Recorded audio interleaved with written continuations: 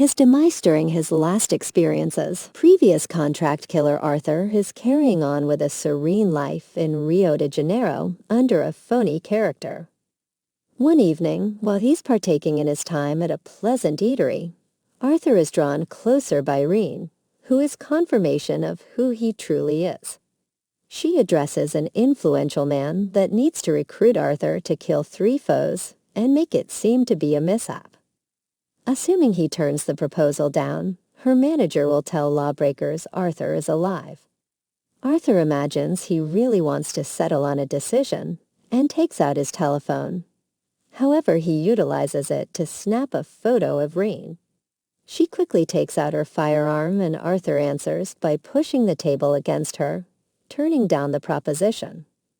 Every one of the colleagues Reen brought assault Arthur, and he battles them all utilizing his self-protection abilities, and any article he can track down in the eatery, including the actual barbecue. Then Arthur hops on the top of a passing sky cable car to move away, yet Reen and her men board a similar cable car and attempt to shoot Arthur from inside. Reen likewise attempts to move up to him, so Arthur chooses to bounce on the rear of a hand lightweight plane to effectively get away. In the evening, Arthur makes it back to the boat he lives in and finds some suspicious men checking it out. Using a remote control, he activates the bombs he installed in case of emergencies and makes the boat explode, killing those guys. Afterwards, he goes to an old container where he's hidden all his tools and burns his old passport to replace it with a new identity. Sometime later, Arthur moves to Thailand, where his old friend May gives him back his old hat. Under the hat floor, Arthur has hidden more weapons and tools, so he immediately begins working on researching Renee. He discovers she works for Crane, a dangerous criminal he's very familiar with. The next day, a woman named Gina comes to May's place to ask for some first aid supplies. May notices there are some bruises on her, but Gina turns down any extra help. When night falls, May hears screaming coming from one of the boats and notices Gina is being violently mistreated by a man called Frank. May asks Arthur for help, and while he doesn't want to go, he knows he owes it to May. When he makes it to the boat, Arthur tries to ask for Gina nicely, but Frank attacks him. Arthur immediately defends himself, and when Frank falls, he accidentally hits his head and dies. When Gina sees the body, she passes out and May approaches the boat too to bring her to the shore.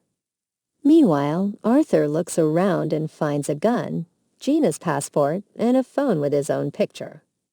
Then Arthur sets the boat on fire. When Arthur returns to the rut, he wakes Gina up and demands to know if she works for Crane while pointing a gun at her. Gina tries to disarm him, but Arthur easily overpowers her and makes her talk.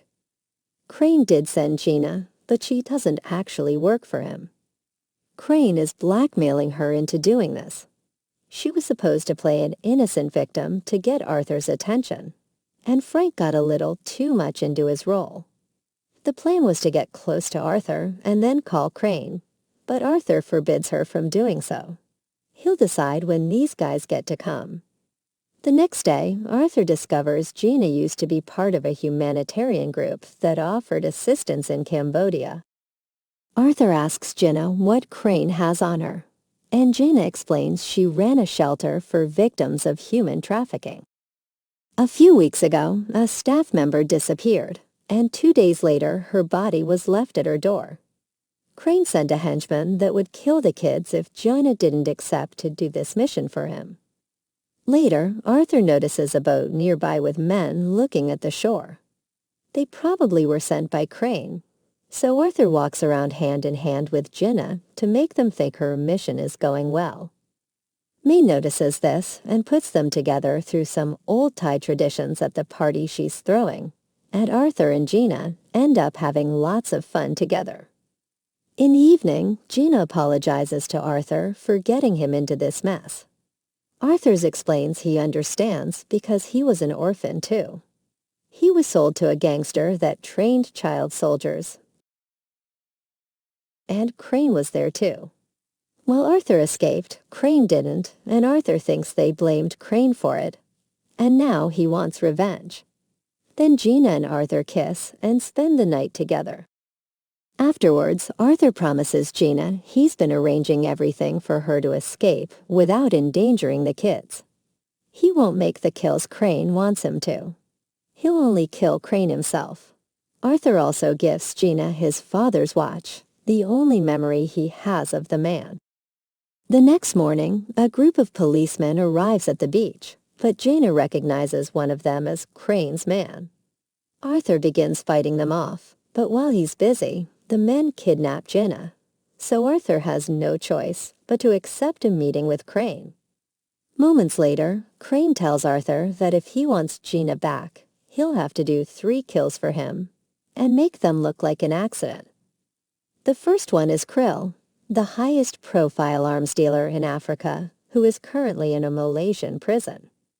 Crane also gives him a pill he must swallow after the kill for them to find him. While Arthur works, Gina is kept hidden in one of Crane's many boats. Arthur travels to Malaysia and begins researching the prison, which is on top of cliffs and surrounded by shark-infested waters. So it's impossible to sneak in. With a plan in mind, Arthur buys some powerful explosives that he disguises as chewing gum, some shark repellent that he puts in a skin cream tint, and hides the capsule inside a cigarette. Lastly, he makes a fake ID and disguises himself as an infamous wanted criminal. As soon as Arthur begins walking the Malay streets, he gets recognized and arrested. In prison, the reception guard doesn't notice anything weird about his items and allows them to keep them. The first few days, Arthur takes it easy and talks to other prisoners to learn more about his target. Krill has his men following him at all times because lots of people want to kill him. Even if he's locked up, Krill manages all his business from here and is the real boss of the place. Arthur watches a knife exchange hands between 2 prisoners, and during lunchtime, he bumps against them on purpose to discreetly steal that knife. Later, one of Krill's former men tries to kill Krill for revenge, but Arthur's cuts in and kills him with a knife. Krill is very impressed and invites Arthur to have dinner with him. Arthur only accepts if Krill is willing to leave his men outside. Surprisingly, Krill accepts his terms, and in the evening, Arthur is taken from his cell to meet Krill at his private yacht. Krill tries to offer Arthur a job, but as soon as he turns around, Arthur jumps on him and kills him by putting pressure on his neck.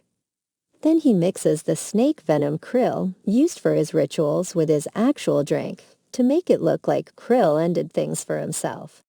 The guards outside are getting suspicious, but Arthur puts the body in a praying position so the guards think the silence is for the sake of religion. Afterwards, Arthur puts the explosive gum on a prison wall to make a hole. Then he swallows the pill, covers himself with the shark repellent, and jumps into the water before the cops can catch him. Crane's men are waiting for him in a fishing boat, and Arthur gets to escape safely. Crane makes a video call to prove Gina is fine, and gives Arthur his second target, Adrian Cook, a human trafficker that lives in Australia. Some days later, Arthur is investigating his target. He learns that Cook's penthouse suite is impenetrable, but he also has a cantilever pool that overhangs above the streets. Arthur hires a helicopter to study the building from afar. Then he pretends to be interested in one of the apartments near Cook's. While the realtor shows him around, Arthur calls her phone to distract her, and he takes pictures of the apartment key so he can make a duplicate. Lastly, he uses dangerous chemicals to create a small but potent explosive that can shatter glass and make it look like it broke from pressure. A few days later, Arthur disguises himself as a technician to enter the building without being noticed. Then he uses the duplicate key to get inside the apartment. Using advanced equipment, Arthur leaves through the window and climbs up the building until he reaches the pool, where he makes a small hole to insert his special explosive. Cook is currently swimming and can see Arthur. But before he can call the guards, the glass starts to crack. Arthur jumps away and slides down the building to return to the apartment while the swimming pool breaks and Cook falls to his death. Crane sees Cook's death on the news and orders his men to get things ready for the next video call. Gina notices they make her sit near a window that happens to show the boat's hull number, so she moves the camera to put the window on the frame. When the call starts, Gina raises her hand to show Arthur the watch as a way to make him look at the number. As soon as the henchman notices, he ends the call, but Arthur manages to get the number and uses it to find the location of the boat. Later, Arthur makes a helicopter follow Crane's boat and he jumps into the water with a bag full of special equipment. After hiding the bag under the boat, Arthur sneaks aboard and begins killing every man he comes across. Unfortunately, he's seen and Arthur finds himself in a hand-to-hand fight against a bunch of thugs, while Gina is taken out of the room. She tries to defend herself, but her basic skills aren't enough, and she's put in a helicopter. Arthur jumps on one of the guards and takes his grenade to knock out the thugs that are after him, using the guy as a shield at the same time. Sadly, more men arrive and tase him to capture him. Moments later, Gina and Arthur are taken to another boat where Crane confesses he knew Arthur would try this because he can't help himself, but he still has to do the third kill. After Crane leaves, Arthur beats up the guards instead of letting them take him away properly. Then he jumps into the water where he retrieves his equipment, which includes an oxygen tank and a small engine that allows him to escape safely. A few days later, Arthur is in Bulgaria, where he gets the details of the last kill, Max Adams, an American arms dealer. Arthur begins doing his research and realizes that Adams has Max's security fortress, where he keeps submarines with intercontinental ballistic missiles. He also realizes that these kills are Crane's attempt at getting rid of all his competition in arms dealing, which makes him have second thoughts. Sometime later, Arthur shoots at one of Adams' guards from afar. Then he sneaks onto the roof of a hospital to hide in the emergency helicopter. The pilot flies to Adams' fortress to check on the fallen soldier. And while everyone is distracted, Arthur gets to enter the building. Inside, he installs a jammer to ruin the security cameras, then begins taking down any guard he sees. Soon the building is put under alert, and the henchmen escort Adams to his panic room. Arthur delays them by making the elevator dysfunction.